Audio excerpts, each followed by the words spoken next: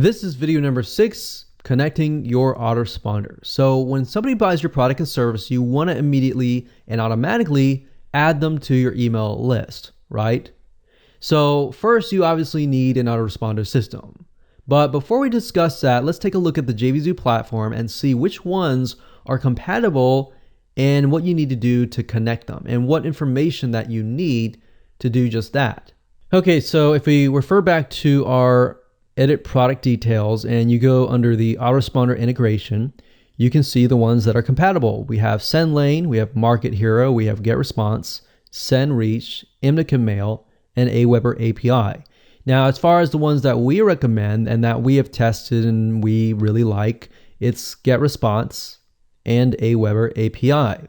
Now, the nice thing about these integrations is all you have to do is pick one, and then it'll tell you, okay, to get your API key, do this. What we need to do is get our API key. So what is an API key? An API key is a key that you are given as a user. So everybody has their own API key. Do not share your API key with anybody else, because if they know it, they can do a lot of things. To get your API key in GetResponse, click on My Account and then use the GetResponse API key. So if we go over here and we log in and you go up at the top, you click on Account Details, you click that link, and then on the left-hand side, you're going to see a menu and you click on API key.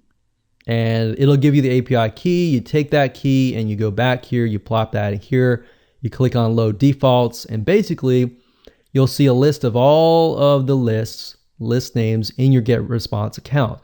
So all you have to do is choose that list name and that's it. So what I recommend that you do is within GetResponse, you want to create a new campaign for every single one of your products. That way you're going to be able to segment, okay, this person bought my front-end offer. All these people bought my one-time offer 2. Or all of these people bought my one-time offer 3. If you dump everybody on the same list, you're not going to know who bought who. Plus, you're going to be able to figure out, okay, these are my premium buyers. Like these people bought, my one-time offer 1 or one-time offer 4. And you're going to be able to email them.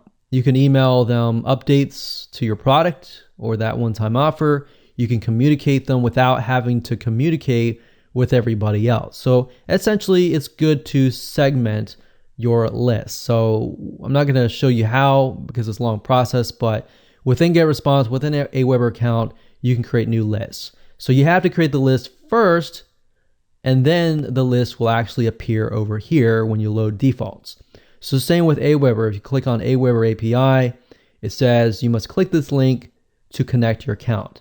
Once you have walked through and followed the instructions, it's super easy. You click that, you connect it, you're good to go.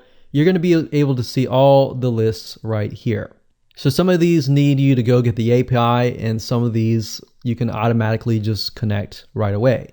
So it's that easy, but just keep in mind, number 1, as a recap, create different lists for each product. And number 2, you got to create it over on the autoresponder side first before it's actually going to appear right here.